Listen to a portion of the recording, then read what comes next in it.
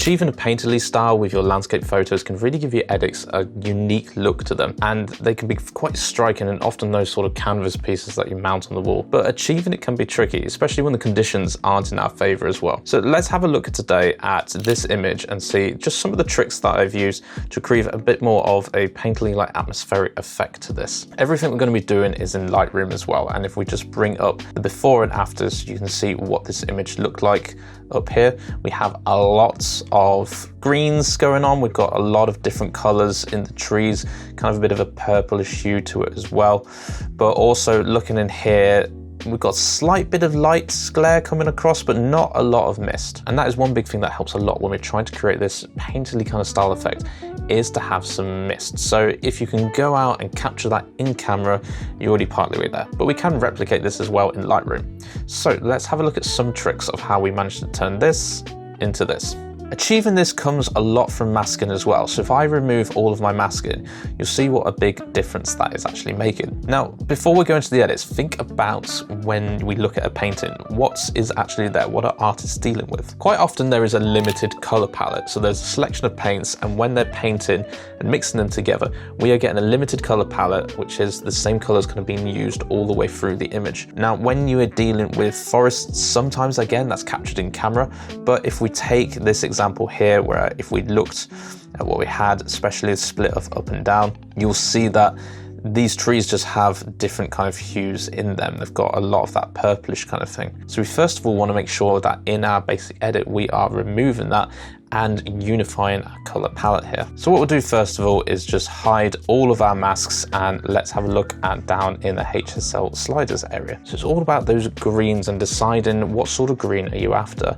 As we take this on and off and we look at the calibration as well, you can see that I've very much pulled down a lot of the yellows here, and I've pulled down the greens and saturation too, because I don't want things to look too bright and vibrant. Your calibration very much helps to do this. So whilst you can set your greens up this end, you're going to get more of effect overall by changing the calibration. So you can see I have this on +8 there at the minute, and as I go from side to side, I can very much influence how this affects. As I come over here, I'm making everything quite green. As I come to the right, I'm actually expanding my color palette to bring in some of those oranges in the trees. And I do want that. I don't want everything to be just one color there. I need more interest in the image. So I'm going to keep it across over to that side and just bring in some of those warms. But likewise, if we go the side, we go extreme. So this really helps us to remove some of those unwanted pinks and purples, like colors that are actually in these forest shots. So my color workflow is essentially to suck out the yellows and the greens, suck out some of those bits that are not needed there, and then use the calibration to actually find my color palette, just remove any tones that I'm not liking, but making sure that everything isn't just all green. In our basic edit panel, a few things to highlight out here, which can really help you achieve this as well. Now, normally shadows is a great one to have higher up, because that helps bring in some more details into the photo. But with this one, I actually want to keep some areas darker. So whilst I could bring it up a bit more, and you can see that again helps with that painterly look, the masking is going to bring in more light, which is why I have that bit lower. But raising your shadows has a big effect on this. Likewise, lowering your clarity. If I was to raise my clarity, things get quite sharp and we take away from that sort of ethereal glow that we have. And remember, we said a lot of mist and haze helps here. So bringing in a negative clarity immediately helps you to get that painterly effect. Dehaze will be the one that we'll use in the masking. So I leave it on 0 here because I'm going to do a lot of masking with dehazing, again, to help create the depth. But it's worth noting out that the vibrancy and saturation are generally a lot lower. Lowering your vibrancy, again, just helps give you some muted tones. And then finally, when you're looking at curves, doesn't really matter how you're doing your curves, but just make sure you've not got true blacks and true whites in there.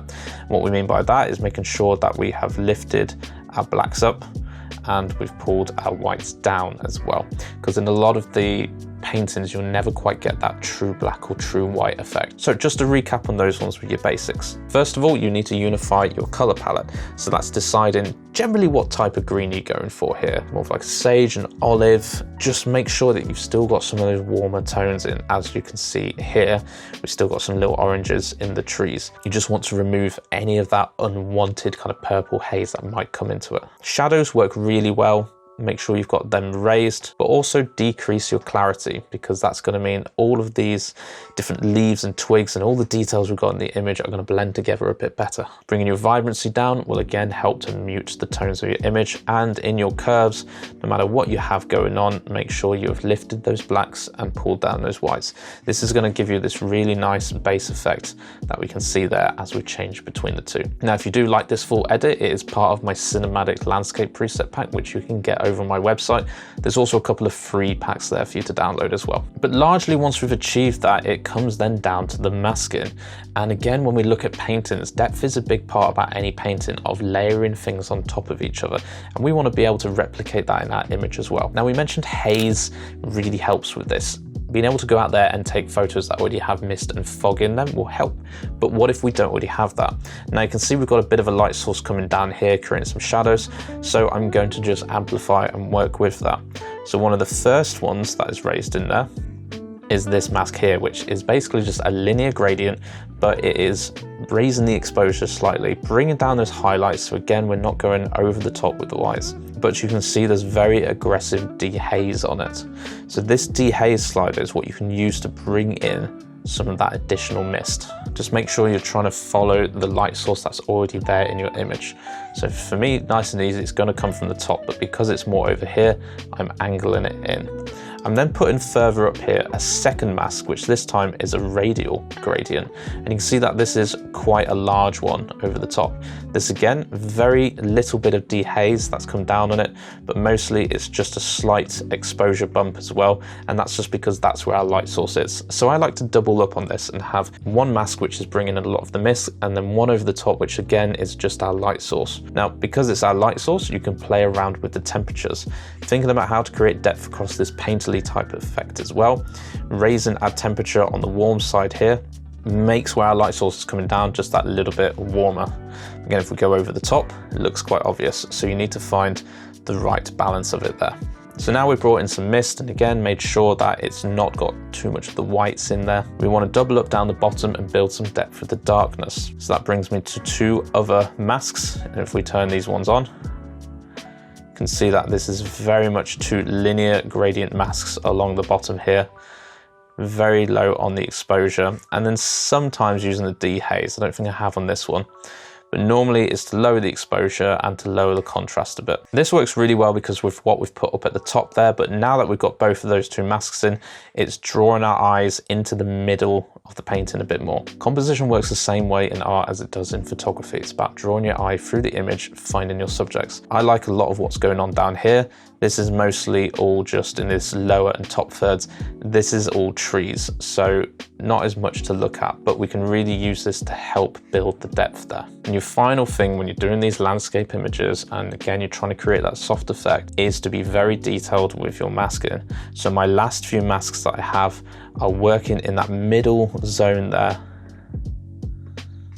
If you see as we go across, they are just some very broad sort of brush strokes, and each of these is just either darken some areas or lighten some areas.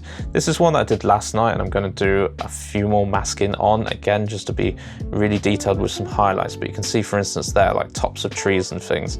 It's looking at where that light's hitting and just dodging and burning. And of course, with the building, raising the shadows, raising the exposure slightly on there, and the clarity, as this is quite a main little subject that we have just sat on the top of the hill. So turning these masks on and off, you'll see the bigger effect that it's had. And again, compared to the original here, when we put those two side by side with each other, we've got a lot more of a depth, this almost like valley-like look coming down on here. We've got our darks, we've got our lights.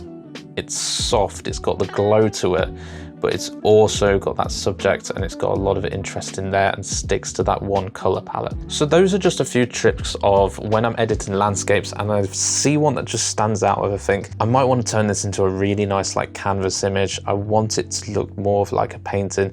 And these tips, you don't have to do them all the time if that's not the style you're going for, but things like reducing your clarity, reducing your vibrancy work all the time when you have these landscape images. It just gives you that nice glow muted look to it. The best advice I can give is spend a lot of time on the masking. There's more masking I'm going to do to this image as well, just to bring out little details, and usually it is just dodge and burn in certain areas, or maybe looking at the temperature and colors in those areas as well. Spend a lot of time on that. Take breaks, walk away, come back and look and see if there's anything else you can change on it. The powerful thing about this is you may have landscape shots in camera that you think aren't quite good and you don't want to do anything with them. Don't delete them. Try these things on them first and see if you can turn them into something else. Again, if you like this preset and style, it's part of my cinematic landscape pack. You can go find it down in the description below, and make sure to grab yourself some of those free packs as well. I hope you found some of these quick tips useful. Look forward to seeing how they work on your own photos. Subscribe, do all the usual, and I'll catch you in the next one.